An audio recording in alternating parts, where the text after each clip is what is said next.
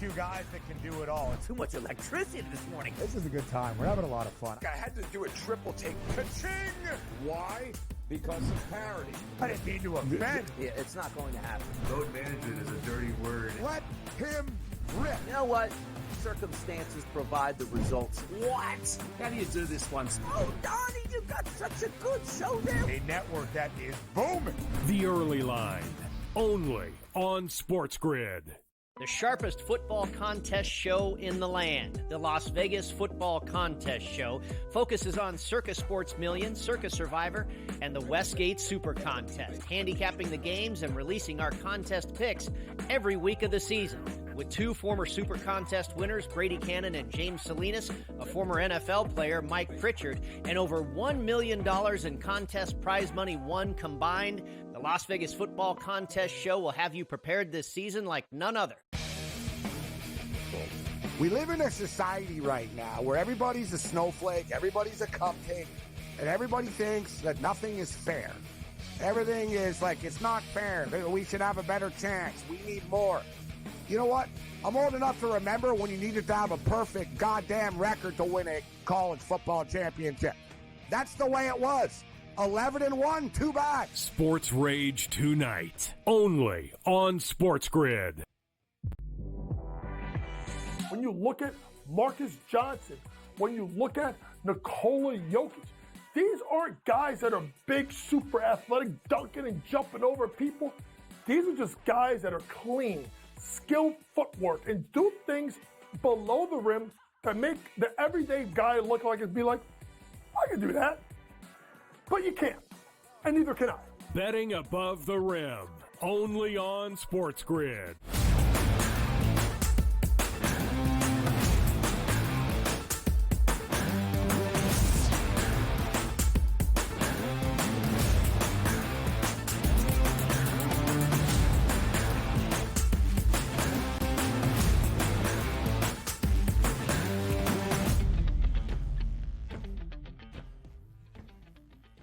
We welcome you to hour number 3, our third and final live right here on this Tuesday on the Early Line on Sports Grid. There is so much to get to here in our third and final hour. It starts with some NFL MVP conversations. It's a huge Tuesday night in the NBA Cup. It is the final night of group play.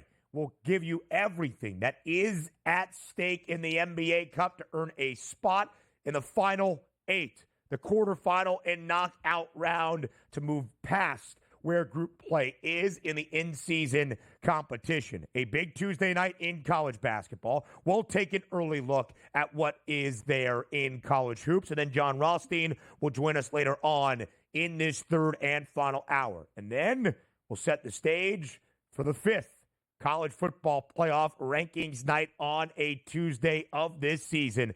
And what is at stake in terms of those rankings, what it will mean for conference championship weekend in those teams that are not playing on Friday or Saturday night, what it means for their hopes of reaching the college football playoff. What a third and final hour that we have here, Joe Ranieri, on the Early Line.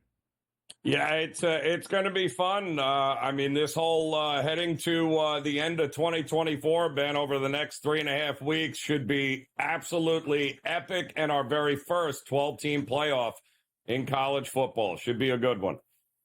It should be a very good one, but it starts with conversations around the National Football League and that MVP hardware.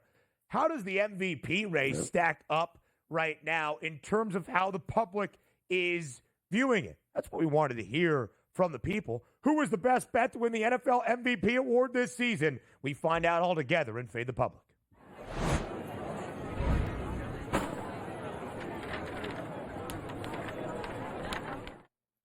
Can a running back finally unseat a QB from winning the NFL MVP award for the first time in more than a decade since Adrian Peterson won the hardware way back in 2012? Right now, though, Joe, despite Saquon Barkley's historic debut season in Philadelphia, it is a quarterback booked as a hefty odds-on favorite. His name is Josh Allen at Sports Grid on Twitter, who is the best bet to win the NFL MVP award this year. Josh Allen at minus 280. Saquon Barkley at a 5-1 price. Our reigning NFL MVP winner in Lamar Jackson now back at plus 850. Or in other, it seems as though the public in large part is mostly agreeing with the odds makers. About 55.5% of the vote saying that Josh Allen, despite being minus 280, remains the best bet to win the NFL MVP award.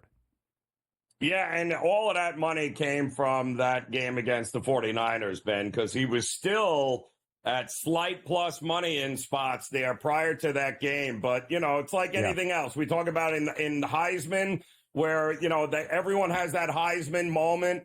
Well, I mean, that game in the snow, everybody watched. He didn't even play in the fourth quarter, Ben. And you know what? His odds went to what they are now because everybody noticed what we've all noticed here with him. No matter how good Saquon is, and he's been phenomenal, worthy of the conversation, the media who votes on this has been looking to give Josh Allen this award for the last couple of years, and he is living up to the hype of it.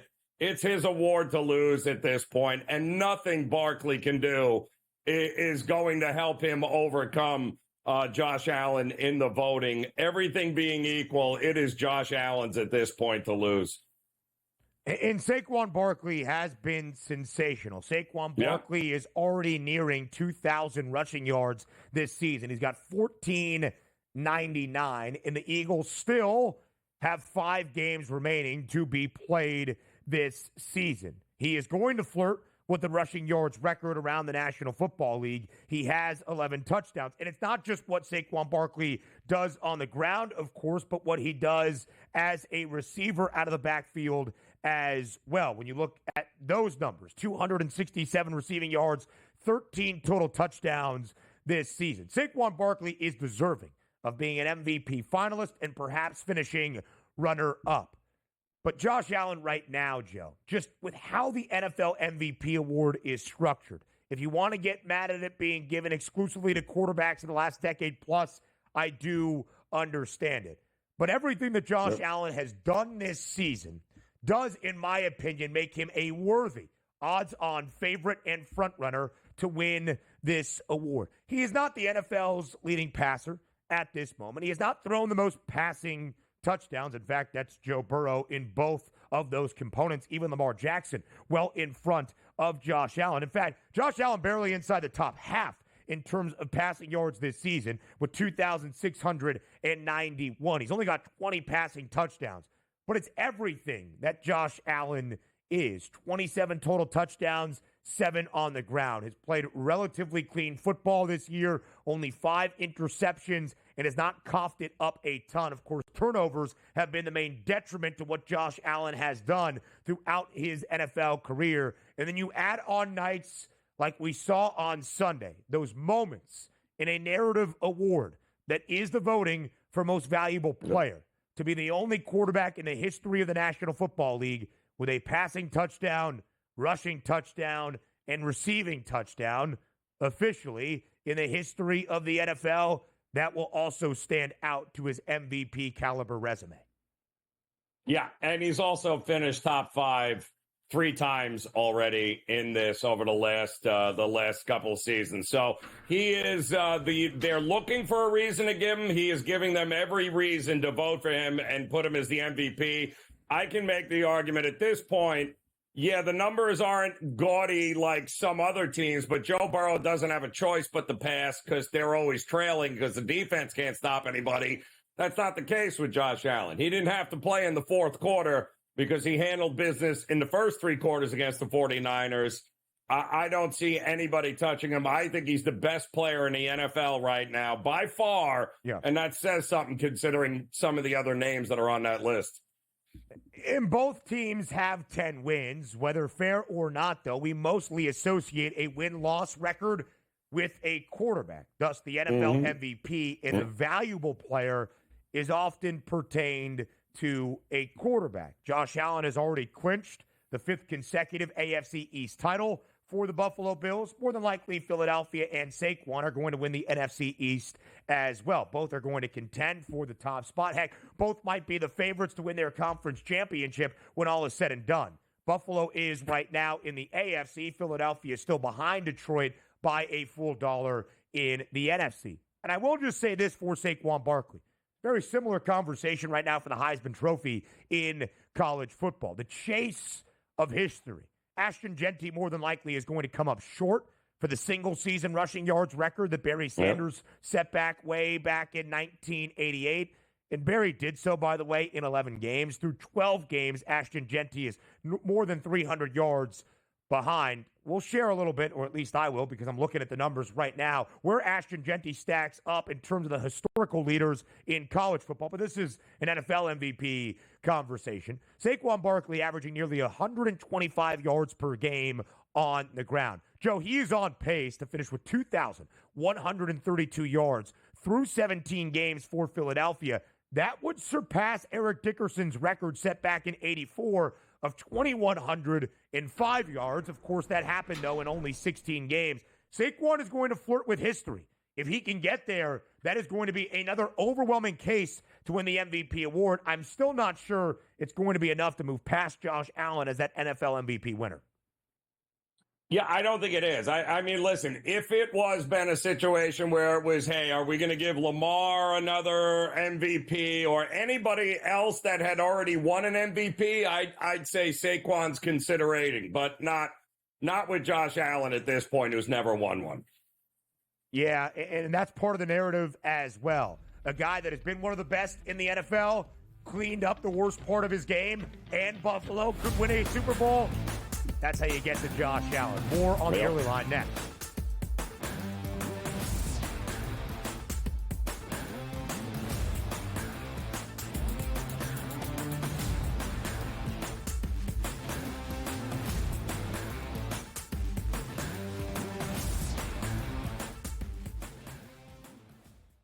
The sharpest football contest show in the land, the Las Vegas Football Contest Show, focuses on Circus Sports Million, Circus Survivor, and the Westgate Super Contest, handicapping the games and releasing our contest picks every week of the season.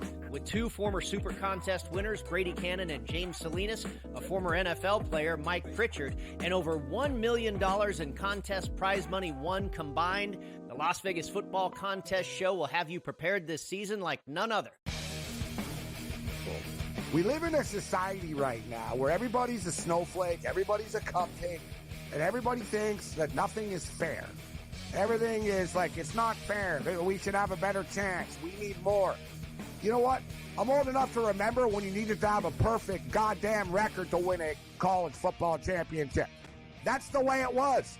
11-1, too bad. Sports Rage tonight, only on Sports Grid. Grandma Bear, who owns the football team, probably comes in, gives a little, oh, man, you're such a good little boy out there. Congratulations, the way you coach this football team. I'm never going to fire you. Totally, I missed you pinching your own cheek as I was looking down and did not know we were getting. Oh, Donnie, you got such a good show there with that guy named Ben. Like, that's what your grandma would do to you when you go see her on Thanksgiving or Christmas, The Early Line, only on Sports Grid.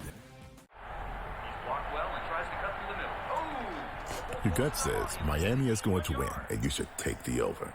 Your gut also said your NFT selfies would only go up in value. They didn't. But your head is on Sports Grid and knows the QB is in concussion protocol. The backup has a 45 QBR against the zone coverage. The New York D has the most sacks in the league. So yeah, trust your head. It's smarter to be on Sports Grid.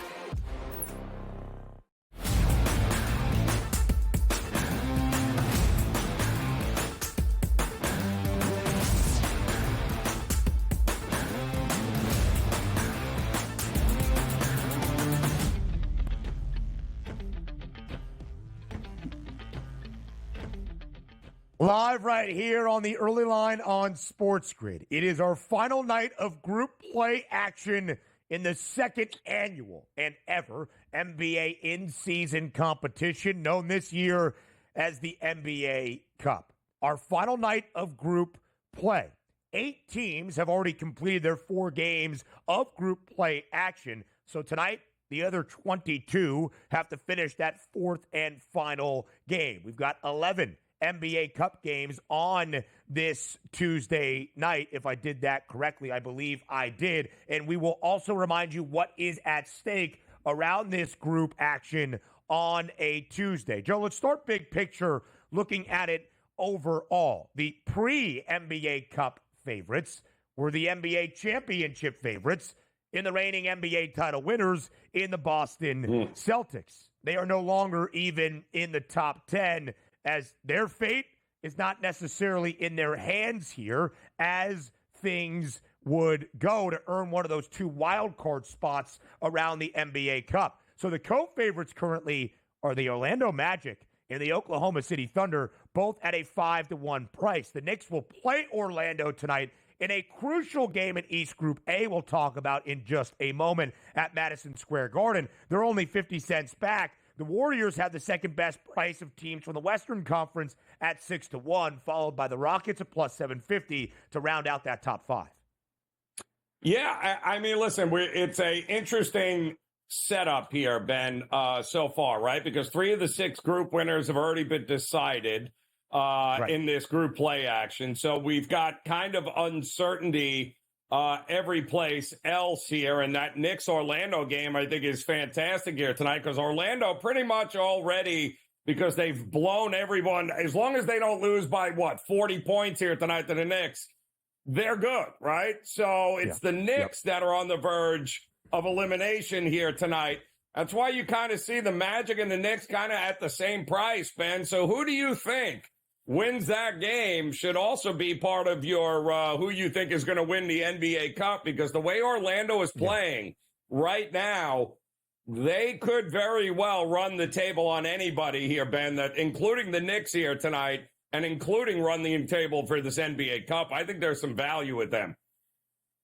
And again, we already have, as Joe said, 3 of the 6 group winners determined. In the Eastern Conference, the Atlanta Hawks have already won East Group C. The Celtics are still alive, but they would need a lot of help for that wild card berth based on point differential. Atlanta pulled off the upset to start off the NBA Cup action, winning outright as a 16-point dog against the Celtics. That's why they have already won East Group C. Out in the Western Conference, the Rockets and the Dubs, both unbeaten in their respective groups. Houston in West Group A, Golden State in West Group C have already won their groups. They are in action on this Tuesday night. So let's start in the Eastern Conference in that marquee matchup, Joe, that you just mentioned. Inside Madison Square Garden, it's the Orlando Magic and the New York Knicks. The Knickerbockers booked as a 5-point home favorite. The winner wins the group, and more than likely, based on that point differential, Orlando can get that wild card berth in the Eastern Conference because of how strong their resume has been to their first 3 group play games. But you don't want to leave it to chance or any little bit of help. So, Joe, now just a 4.5-point number in favor of the Knicks inside MSG. Total 215. This is why we love the NBA Cup and its significance in the regular season. What do you think gives tonight at the Garden? Well, I don't think Orlando's going to give anything. The number, by the way, is 33 points. That's what they can't lose by more than Orlando against the Knicks, and they'll be just fine. But this is absolutely a winner-go-home, winner-take-all in this game here. And I like Orlando. I love what they lost Banchero, last month, Ben, a little more than that. And the first couple of games without him, it looked like they just could not figure it out, and it was going to be a long season. Then Franz Wagner steps up, and they have been absolutely, 12-4 run now here, Ben? They are absolutely crushing teams, playing great team basketball, playing some defense. They're a matchup nightmare for a very, shall we say, not deep New York Knicks team here. I can't wait to see this game tonight. It's going to feel like a playoff atmosphere.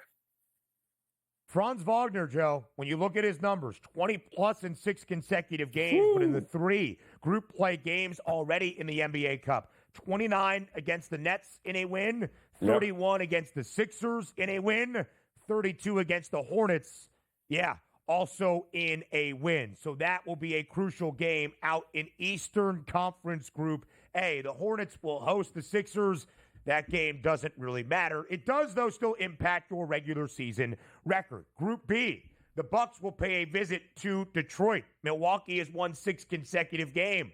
The winner wins the group. Both can still get a wild card spot, that one wild card spot in the Eastern Conference. The Pacers, who played in the NBA Cup title in Las Vegas last year against the Lakers, they have already been eliminated. They'll head to Toronto as a slight road favorite.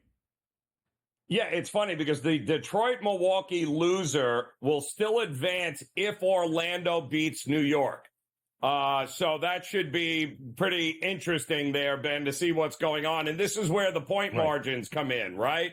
The scoring margins right now, Boston is plus 23. The Bucks are plus 29. The Pistons are plus 28. So the final scores are going to matter here tonight in a big way here, Ben. And the Knicks are only plus 15. To Joe's point, a lot would have to happen for the Magic to miss out on a wild card spot, even if they lose on the road inside Madison Square Garden. Their point differential is plus 60. The Bucks have been great here as of late after a very sluggish start to this season. And despite having the NBA's best record, the Cavs were just 1-2 in their first 3 NBA Cup games out in East Group C. So their matchup tonight against Washington, despite being a 16-point favorite, does not mean anything for the Cup. It does mean something, however, for the regular season record. Again, the Celtics plus 23, awaiting the action, both in New York and in Detroit tonight to figure out if they will have hope of earning a wild card spot into the quarterfinal round of the NBA Cup. Similar conversations for the Western Conference next.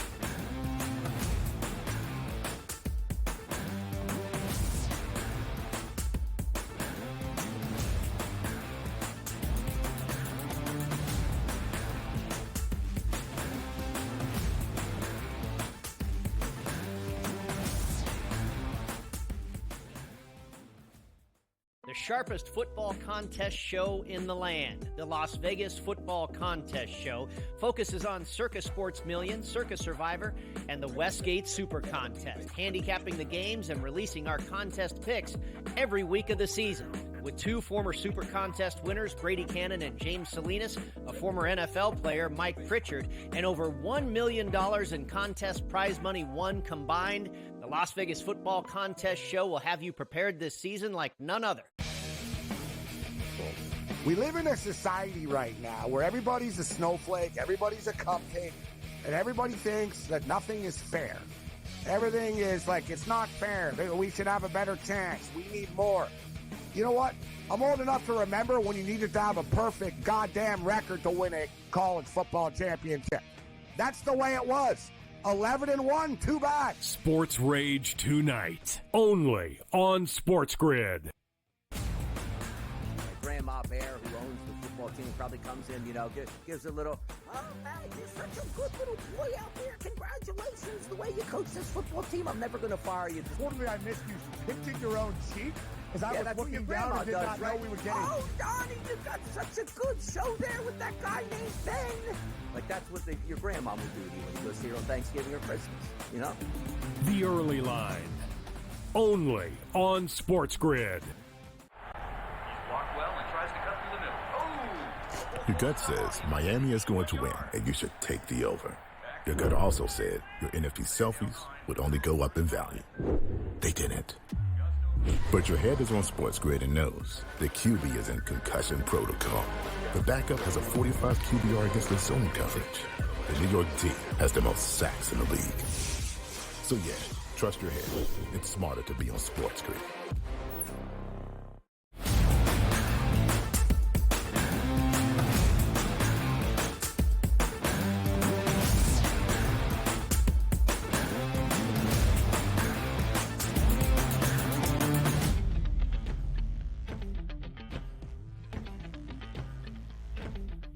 The NBA Cup runneth over on a Tuesday night to finish out the 4th and final group play game for every other team around the NBA tonight. Now let's go to the Western Conference. Only 5 games in the Eastern Conference, 6 out west.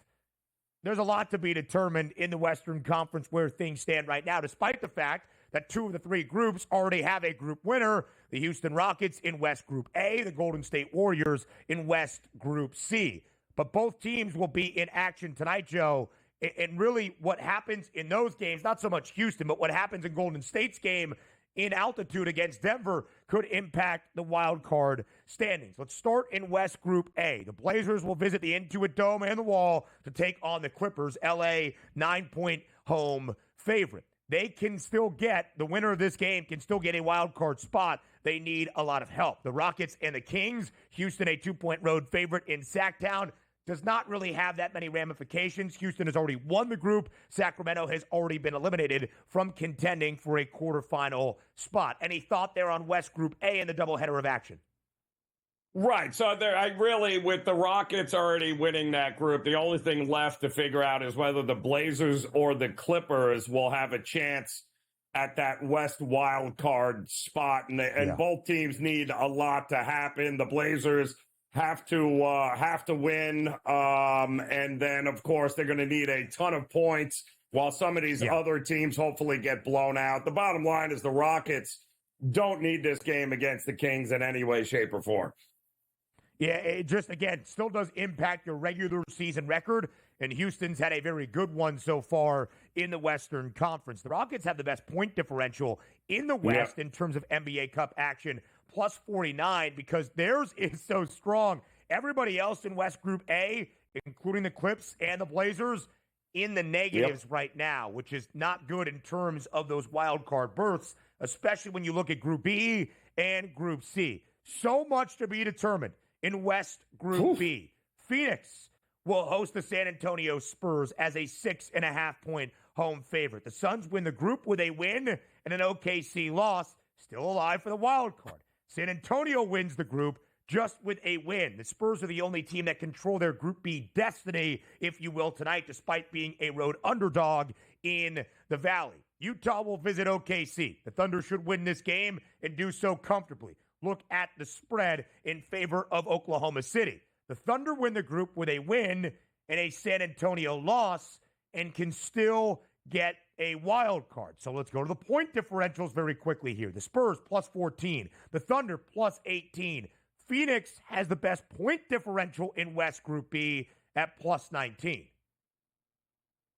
Yeah, well, if you like chaos, you're going to get some chaos in here if the Spurs don't beat the Suns. To make it very simple, Ben, if the Spurs win that game, well, the rest is kind of falls in line. But it's what happens if the Spurs lose to this Suns team. Suns laying a big number. I mean, the Spurs already beat Oklahoma City here. So the Spurs are in a pretty good spot, and I would expect a big effort out of them here tonight. That feels like an awfully big number, does it not?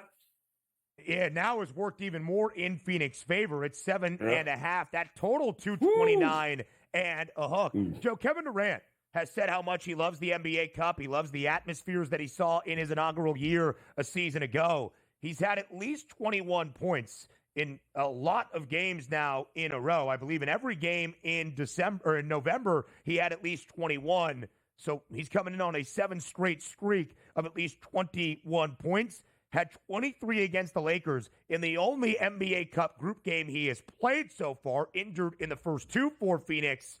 24.5, the number 4 KD tonight, knowing that Phoenix needs a win to potentially win the group, knowing that Phoenix needs a win and a lot of offense to maybe earn a wild card berth. But here's where it gets interesting for the teams that don't win West Group B. If the odds track and San Antonio loses to Phoenix, OKC would win the group if they handle Utah, which is what we expect. The Mavericks, Joe, a favorite at home against the Memphis Grizzlies. Dallas, despite only having a 2-1 record and seeing Golden State win West Group C, actually has the best point differential of any wild card hopeful. It's plus 41 for the Mavericks. And Dallas will be at home tonight hosting the Grizz as a 4-point favorite. Here's what we're rooting for, Ben. Ready? Total chaos. We need the Blazers, Thunder, and Mavs all to lose, and then we'll have an 8 or 9 team playoff based upon point differential with the 2-2 teams. That's what we want. I feel like, Joe, we just did like red zone in week 18 when all the season is coming down to the end. College basketball next.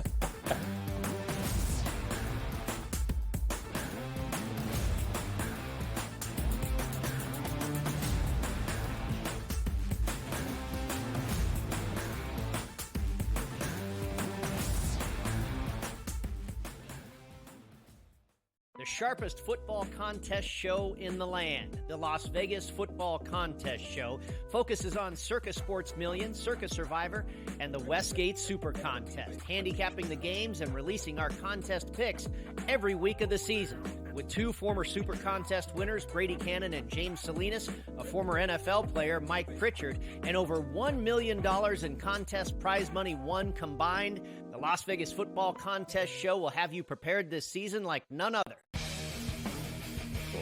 We live in a society right now where everybody's a snowflake, everybody's a cupcake, and everybody thinks that nothing is fair. Everything is like, it's not fair. We should have a better chance. We need more. You know what? I'm old enough to remember when you needed to have a perfect goddamn record to win a college football championship. That's the way it was. 11-1, too bad. Sports Rage tonight, only on Sports Grid. Grandma Bear, who owns the football team, probably comes in, gives a little, oh, man, you're such a good little boy out there. Congratulations, the way you coach this football team. I'm never going to fire you. Totally, I missed you. Pinching your own cheek? As I was that's what looking your down grandma and did does, not right? know we were getting... Oh, Donnie, you got such a good show there with that guy named Ben. Like, that's what your grandma would do to you when she was here on Thanksgiving or Christmas, The Early Line, only on Sports Grid. He's blocked well and tries to cut through the middle. Oh! Your gut says Miami is going to win, and you should take the over. Your gut also said your NFT selfies would only go up in value. They didn't. But your head is on Sports Grid and knows the QB is in concussion protocol. The backup has a 45 QBR against the zone coverage. The New York D has the most sacks in the league. So yeah, trust your head. It's smarter to be on Sports Grid.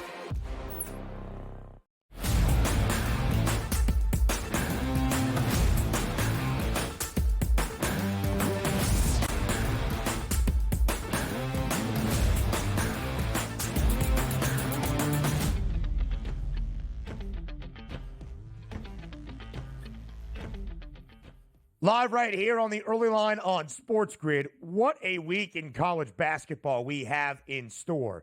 Both tonight on a Tuesday and tomorrow, Wednesday, December 4th, Joe, is a day that college hoops fans have been circling for quite some time. Really, the opening month of the regular season now fully underway. After Feast Week, our non-conference and even conference matchups are starting to get really, really good. Here's a great game tonight in Little John Coliseum in Clemson, South Carolina. Kentucky, now a top 5 team in the country, up by 4 spots in the AP poll. Number 4 on the road, taking on Brad Brownell and those Clemson Tigers. The number at this moment for tonight's game at Little John sees Kentucky as a very, and I mean very, slight road favorite. That number is worked back to Clemson ever so slightly. Minus 115 on the money line for the Cats. Minus 104 on the other side for the bigger Cats, that being the Tigers.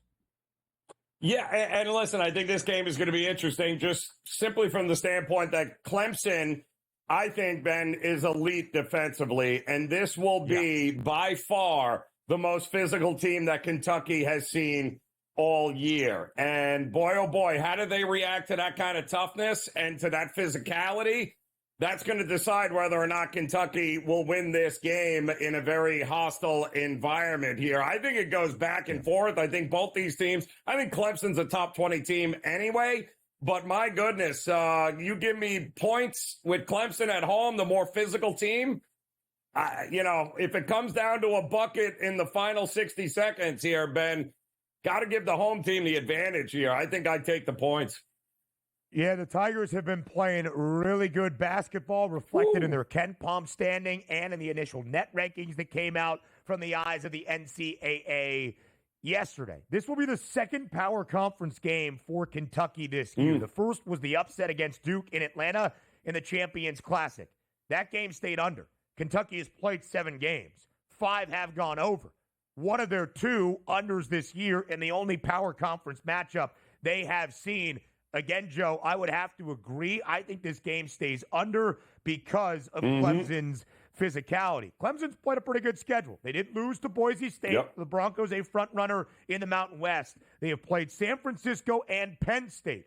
You would think power conference or at least high major teams, both of those games under that Clemson won and covered with a spread at 3 points or less. I lean under tonight between the Cats and the Tigers. Whole lot of orange, but there's only one good basketball team on the floor tonight between Tennessee and my alma mater, the Syracuse Orange. The Orange being the 3rd worst team in the net rankings in the ACC, bottom 5 or 6 in terms of high major conference teams in the net rankings at number 177.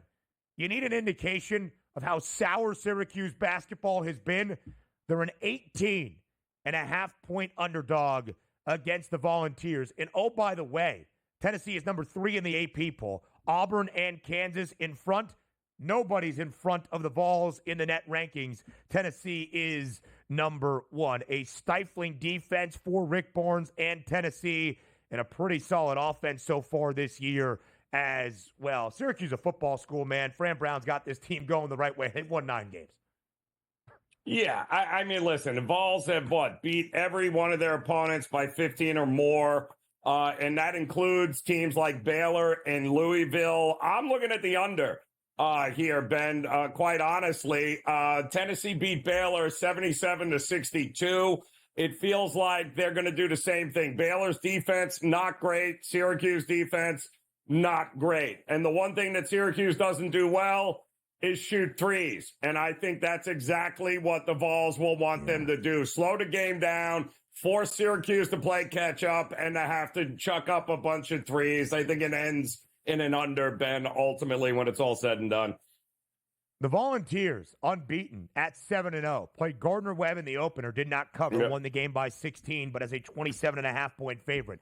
Since then, they have covered in every single game. 3 matchups for Rick Barnes and his Vols team against power conference foes. Louisville on the road, won outright as an underdog, under. Against Virginia, under. Against Baylor, under. I would agree with you. I think this game stays under. Listen, Red Autry bleeds orange, as we know, and as John Rothstein might say, the longtime associate head coach and assistant on the bench with Jim Boeheim. I don't want to be too mean to Red early on in his second season, but maybe he's the guy until the next guy, right? To take over for the legend that is Jim Boeheim and Syracuse basketball. Maybe he's the filler. Then they make a move. Maybe they go get G-Mac back from Siena. That would be Jerry McNamara. All right, Joe, elsewhere around the country, some really good games, including some Big Ten openers tonight. Inside the Kohl Center, Wisconsin, 2.5-point favorite against Michigan. That's a great matchup. The Badgers unbeaten, and in his first year in Ann Arbor, Dusty May has the Maize and Blue playing some good hoops. Iowa also hosts Northwestern in a Big Ten game tonight. We've got Ole Miss on the road in the Yum Center against Louisville. We got an Oklahoma team taking on Georgia Tech. We've got plenty of great action so far tonight, Joe, in a game on the main line between Cincinnati and Villanova. Keep an eye on Wes Miller and the Bearcats. They're undefeated this year, but their first, if you want to call Villanova that, first true test at least against a power conference foe. Yeah.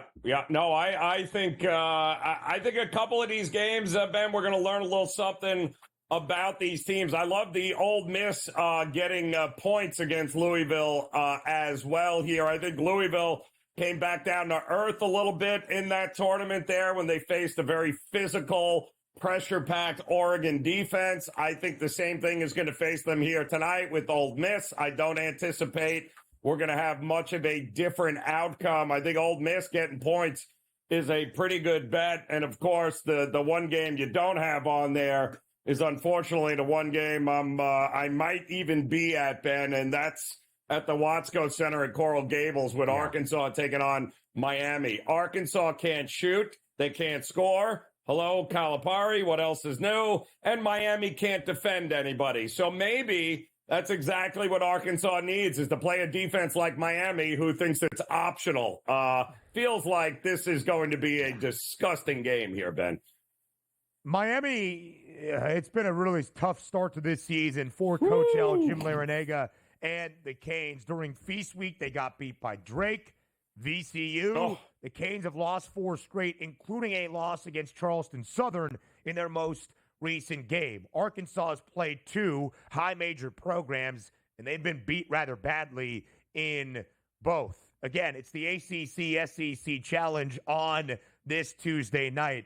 A lot of talk about the SEC and the strength of the conference in college football ahead of the CFP rankings that will come out tonight.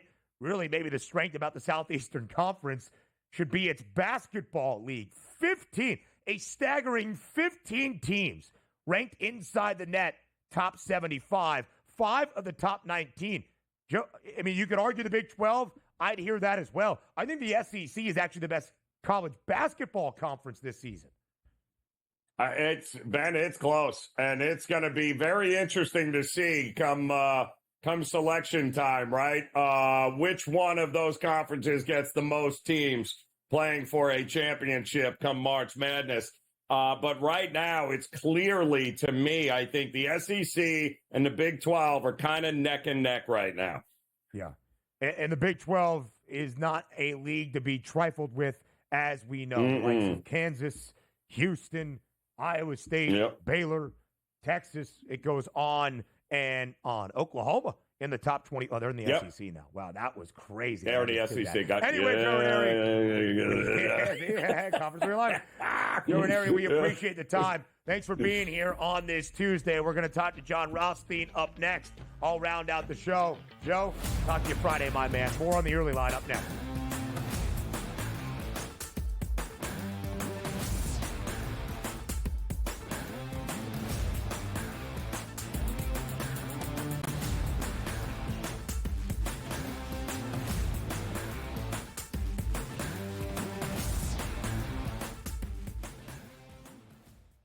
The sharpest football contest show in the land, the Las Vegas Football Contest Show, focuses on Circus Sports Million, Circus Survivor, and the Westgate Super Contest, handicapping the games and releasing our contest picks every week of the season. With 2 former Super Contest winners, Brady Cannon and James Salinas, a former NFL player, Mike Pritchard, and over $1 million in contest prize money won combined, the Las Vegas Football Contest Show will have you prepared this season like none other. We live in a society right now where everybody's a snowflake, everybody's a cupcake, and everybody thinks that nothing is fair. Everything is like, it's not fair. We should have a better chance. We need more. You know what? I'm old enough to remember when you needed to have a perfect goddamn record to win a college football championship. That's the way it was. 11-1, too bad. Sports Rage tonight, only on Sports Grid. Grandma Bear, who owns the football team, probably comes in, gives a little, oh, man, you're such a good little boy out there. Congratulations, the way you coach this football team. I'm never going to fire you. Totally, I missed you. Pinching your own cheek? As I was looking down and did not know we were getting... Oh, Donnie, you got such a good show there with that guy named Ben. Like, that's what your grandma would do to you when you go see her on Thanksgiving or Christmas, The Early Line, only on Sports Grid. He's blocked well and tries to cut through the middle. Oh! Your gut says Miami is going to win, and you should take the over. Your gut also said your NFT selfies would only go up in value. They didn't. But your head is on Sports Grid and knows the QB is in concussion protocol. The backup has a 45 QBR against the zone coverage. The New York D has the most sacks in the league. So yeah, trust your head. It's smarter to be on Sports Grid.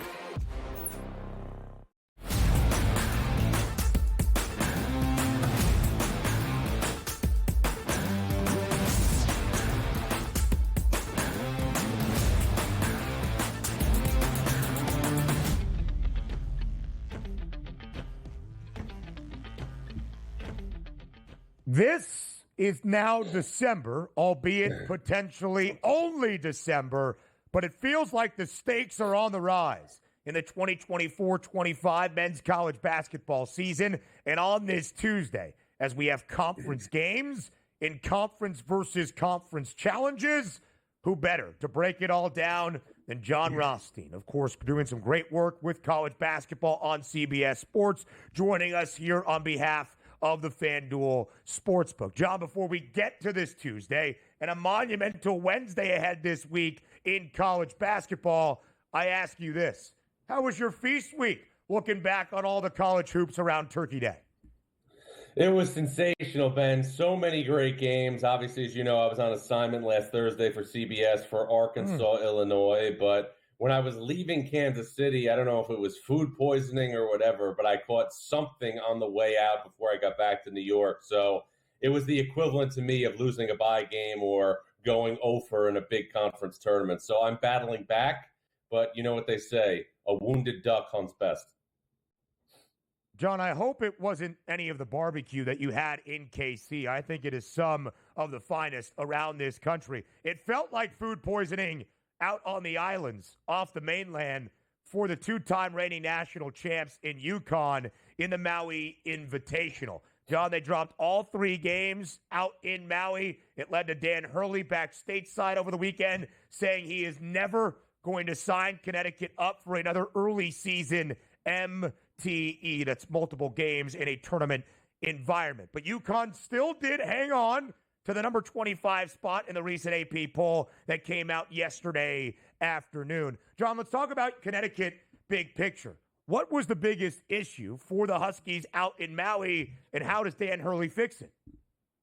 I think you got to look at 3 things right now. The first is defense. I mean, the backbone of UConn's run the past 2 years has been defense. Obviously, it looks a lot different without Donovan Clingan, but UConn's 3 opponents in Maui, Memphis, Colorado, Dayton, all shot 50% or better from the field against the Huskies. The next thing is going to be guard play. That was a big question for UConn coming into the season. There are major question marks right now for UConn in the backcourt. A year ago, you had a first-team All-American in Tristan Newton. Right now, role allocation on the perimeter is still a major question for UConn. And then the 5 spot, Ben, is another question. 2 years ago, UConn had Adama Sanogo, the most outstanding player in the 2023 Final Four. Last year, it had Donovan Clingan. Samson Johnson, Tarris Reed have the ability to be a good 2-headed monster, but obviously not at the level that UConn has had the last 2 seasons. So UConn right now, John, still tied for the 5th best national championship number alongside a bunch of really solid teams, Kansas, Tennessee, and Alabama. But the national title favorites are the team that won the title out in Maui. That would be Auburn at a short price at plus 850. Whether it was the Tigers or another team around the country, John, who stood out to you most during Feast Week? It was definitely Auburn, and I thought Auburn started to separate itself when it was able to beat Houston at the Toyota Center during the first week of the season. But the interesting thing about Auburn to me is this. Yes, Johni Broome is separating himself as a National Player of the Year favorite right now in early December, but there's so many different weapons on this team, Ben. One night, Miles Kelly drilling shots from 3 up the defense. Another night, it can be Chad Bazara, who's a bit of a wild card for this team. And Bruce Pearl has built Auburn's program on strength in numbers. It's almost like because of the depth that Auburn possesses and the multi-dimensional options it has at each position, the Tigers, in a lot of ways, are the SEC's version of Noah's Ark. They have 2 of everything. Yeah, that they certainly do. A group with a lot of fight this year, that is the Auburn Tigers. ACC, SEC Challenge, John, that highlights what we have around the country tonight on this Tuesday night slate. And we head to Clemson, South Carolina. Kentucky now into the top 5, number 4 in the country. But both the Cats and the Tigers of Clemson rank in the top 20 of the net rankings that were unveiled for the first time this season yesterday morning. Clemson checks in at number 18, Kentucky at number 8. You can see the spread for tonight, John. Expected to be a tough test in Clemson, South Carolina. What's the key matchup of tonight's game, in your opinion? Well, I'm just curious to see first how Kentucky is going to respond in a road-type environment. This is the first true road game for the Wildcats under Mark Pope. And how much will Kentucky's balance translate on the road. I mean, Ben, think about this for a second. Kentucky enters tonight's game with 6 different players averaging in double figures. Clemson much more methodical. I think the key to the game for Clemson is going to be a player who really, really broke out during last week's Sunshine Slam at Daytona Beach, and that's Ian Shefflin. He graduated from glue guy status last week. He averaged 18, 13, a couple of assists during the event. Last year, this was an ancillary piece next to Jay Hall in Clemson's front court. Now, with Shefflin, with Chase Hunter, with Jaden Zachary, a transfer from Boston College, Clemson looks to be in position to return to the NCAA tournament in 2025. John, you know where I went to college? We're a football school now up in central New York. Syracuse heads to Knoxville to take on Tennessee tonight. Tennessee number 3 in the AP poll, but tops the net rankings. Large spread, 18.5 in favor of the Volunteers. What is the best thing about this year's version of the Vols under Rick Barnes? Well, Tennessee doesn't necessarily have what it had last season with, Dalton Knecht, but it still has enough to be, at the top of the SEC. I think the one thing, you really like about this Tennessee team is the maturity for the returning guys. Jemai Meshack and Zakai Ziegler come to mind. I also think that Felix Okpara, the transfer from Ohio State, are suited to flourish in the SEC versus the Big Ten because of how athletes are highlighted and showcased in this league. Chaz Lanier is obviously somebody that people are going to put in bold print, the transfer from North Florida. But Tennessee is going for its 7th consecutive NCAA tournament appearance under Rick Barnes. I know he's only been to the Final Four once during his career, but at some point, Ben, we have to appreciate the consistency of this man. Remember, at Texas, 17 years as the head coach, 16 NCAA tournaments. That he certainly does deliver. John Rothstein, so do you. It's only December, but it's a great week in college basketball. Thanks for being here. More on the early line next.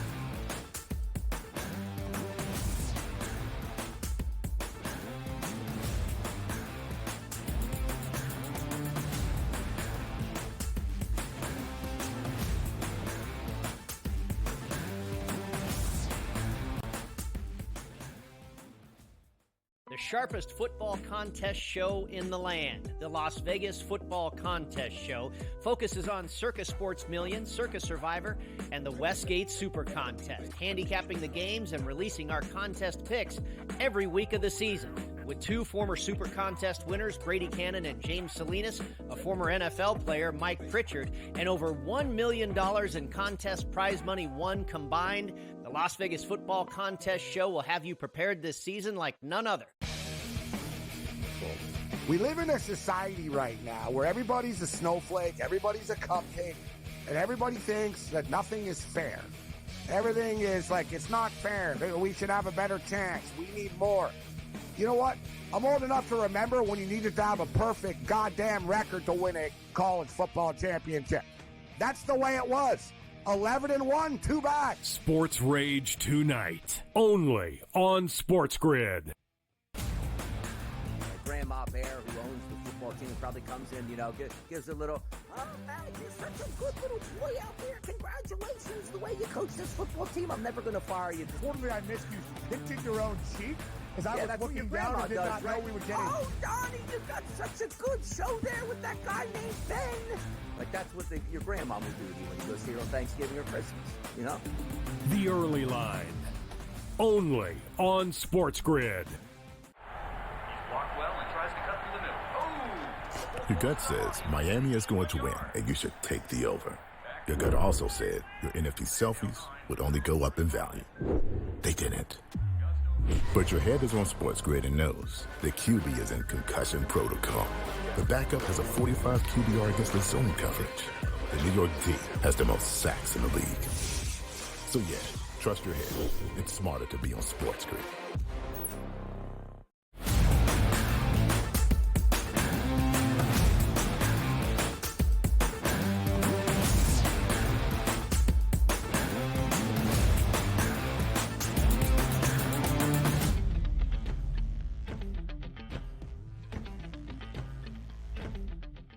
Live right here on the early line to round out this Tuesday on the Sports Grid Network. What a Tuesday night we have in college sports. We just ran through the gamut, the docket, the slate that we have on this Tuesday in college basketball. Believe you me, tomorrow night is somehow, some way even better. It's the great portion of non-conference action, conference versus conference challenges, conference games, like a couple of debuts tonight in Big Ten play. But of course, on this Tuesday, for the fifth and final time before Conference Championship Weekend, during a Tuesday night, before Selection Sunday, we get the college football playoff rankings. I cannot stress how important these rankings are tonight because it will determine not only for just teams playing on Conference Championship Weekend, what is still outstanding, what they might have to do in the eyes of the committee, but also those teams that are not playing,